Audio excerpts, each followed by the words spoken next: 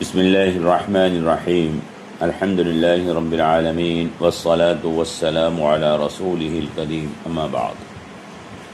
برادران ملت اسلامیہ اور عزیز اسلامی بہنوں، السلام علیکم ورحمۃ اللہ وبرکاتہ۔ ہم سیرت مبارکہ بیان کرتے ہوئے فتح مکہ تک پہنچے ہیں۔ فتح مکہ کے بعد جناب رسول اکرم صلی اللہ تعالی علیہ وسلم کے سامنے سب سے پہلا مسئلہ جو آیا تھا وہ یہ تھا کہ مسلمان جو ہجرت کر کے مدینہ چلے گئے تھے، ان کے مکانات اور ان کی جائیدادیں ان پر مشرکین مکہ نے قبضہ کر لیا تھا، حتیٰ کہ بعض مکانات کو قبضہ کرنے والوں نے فروخت بھی کر دیا تھا۔ فتح مکہ ہو جانے کے بعد ان مسلمانوں میں سے بعض نے حضور نبی کریم صلی اللہ تعالی علیہ وسلم سے مطالبہ کیا کہ ہمارے مکانات اور اموال واپس دلائے جائیں۔ ان میں بنو جحش کے وہ مکانات بھی شامل تھے جن کو ابو سفیان نے قبضہ کر کے فروخت کر دیا تھا۔ فتح مکہ کے بعد ابو احمد ابن جحش نے اپنے گھر کی واپسی کا مطالبہ کیا تو حضور نبی کریم صلی اللہ تعالی علیہ وسلم نے انہیں صبر کی تلقین فرمائی اور فرمایا کہ اگر تم صبر کرو تو اللہ تمہیں اس کے بدلے میں جنت میں مکان دے گا۔ انہوں نے حضور کی بات کو قبول فرما لیا۔ یہی حال عتبہ بن غزوان کے مکان کا ہوا، انہوں نے بھی صبر کو پسند کیا اور مکان کی واپسی کا مطالبہ چھوڑ دیا۔ خود حضور نبی کریم صلی اللہ تعالی علیہ وسلم نے اپنے مکان کا مطالبہ بھی نہیں کیا۔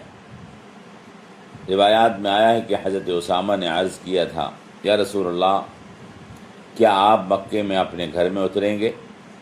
یا رسول اللہ، اتنزل فی دارک بمکہ؟ تو حضور نے ارشاد فرمایا تھا، کیا عقیل نے ہمارے لیے کوئی مکان یا ٹھکانہ چھوڑا ہے؟ هل ترک لنا عقیل من رباع او دور؟ دراصل حضور نبی کریم صلی اللہ تعالی علیہ وسلم کے والد کا انتقال دادا کے سامنے ہو گیا تھا اور حضور کو دادا نے پالا تھا۔ پھر دادا کا بھی انتقال ہو گیا تو چچا ابو طالب نے پالا تھا۔ پھر چچا ابو طالب کا بھی انتقال ہو گیا تو حضرت علی اور حضرت جعفر اسلام قبول کر کے مدینہ آ گئے تھے، اور ابو طالب کے مکان پر ان کے دو بھائی طالب اور عقیل قابض ہوئے تھے جنہوں نے اسلام قبول نہیں کیا تھا، اور وہی ان کے وارث تھے، وہ مکہ میں تھے۔ اس لیے حضور نے یہ جملے ارشاد فرمائے تھے۔ مطلب یہ تھا کہ اس مکان کے مالک تو عقیل اور طالب ہیں، ہمارا اس میں کہاں حصہ باقی ہے؟ عقیل نے ہمارے لیے کیا چھوڑا ہے؟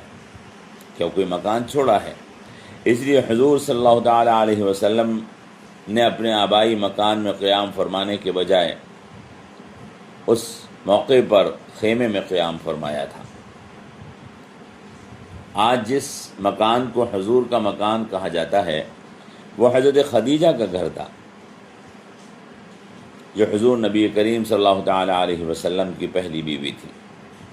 برادران ملت اسلامی اور عزیز بہنوں، یہاں ایک سوال پیدا ہوتا ہے اور اس کو سمجھ لینا چاہیے، یہ نہایت مفید اور ضروری بات ہے۔ وہ یہ ہے کہ کسی جگہ سے ہجرت کر لینے کے بعد کیا مہاجرین کی ملکیت اپنے مکانوں پر باقی رہتی ہے یا وہاں کی ملکیت ختم ہو جاتی ہے؟ اس کا شرعی حکم کیا ہے؟ مطلب یہ ہے کہ مکہ سے ہجرت کے بعد کیا مہاجرین مسلمان اپنے مکانات کے مالک تھے یا ان کی ملکیت شرعاً ختم ہو چکی تھی؟ تو اس سلسلے میں مسئلہ یہی ہے، ہجرت کرنے سے مہاجرین کی ملکیت ختم نہیں ہوتی، لہذا مکے سے ہجرت کر کے جانے والے مسلمان شرعاً اپنے گھروں کے مالک تھے، اور فتح مکہ کے بعد وہ ان مکانات کا مطالبہ کر سکتے تھے۔ چنانچہ کچھ لوگوں نے اس کا مطالبہ بھی کیا، لیکن اس سلسلے میں حضور نبی کریم صلی اللہ تعالی علیہ وسلم کا فتح مکہ کے موقع پر جو طرز عمل رہا وہ کچھ اس سے مختلف تھا۔ آپ نے عفو درگزر سے کام لیا اور ایسے امور کو نہیں چھیڑا جن سے تنازع اور اختلافات کے بڑھنے کا اندیشہ پیدا ہو رہا تھا۔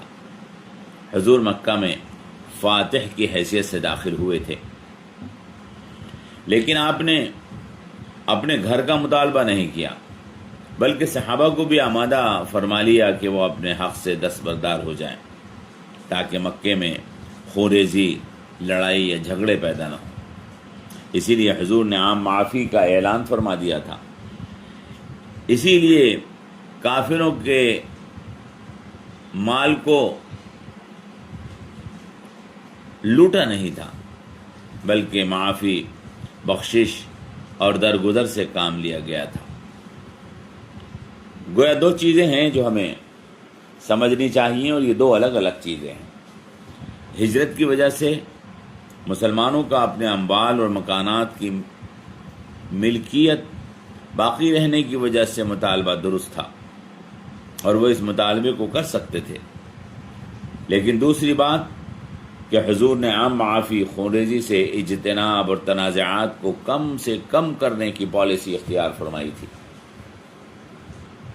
یہ حضور کی مہربانی اور عفو درگزر کی پالیسی تھی جو احترام مکہ کی وجہ سے اختیار فرمائی گئی تھی۔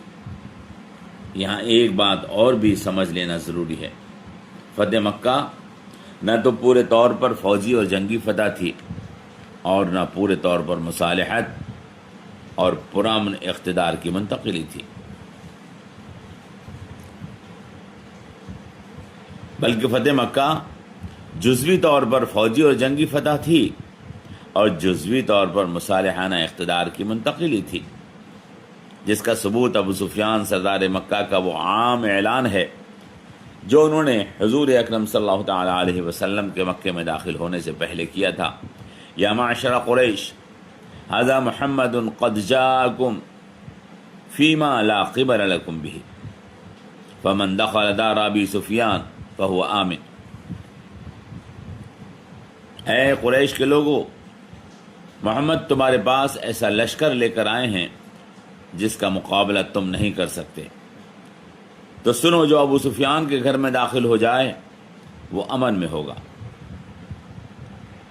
اس سے معلوم ہوا کہ سردار مکہ کا یہ اعلان مصالحت کی دلیل تھا، اور حضور اکرم صلی اللہ تعالی علیہ وسلم کا وہ لشکر جو مکے میں داخل ہو چکا تھا اس فوجی فتح کا ثبوت تھا۔ برادران ملت اسلامیہ اور عزیز اسلامی بہنوں، یہ ہے فتح مکہ اور سردار دو عالم حضرت محمد صلی اللہ تعالی علیہ وسلم کی سیاسی بصیرت کہ آپ نے طاقت کے ساتھ مصالحت اختیار فرمائی اور انتقام لینے کی قوت رکھنے کے باوجود دشمنوں کو معافی کا عام اعلان فرمایا، جس کی وجہ سے دشمن آپ کے جگری دوست بن گئے۔ وما علینا الا البلاغ، والسلام علیکم ورحمۃ اللہ وبرکاتہ۔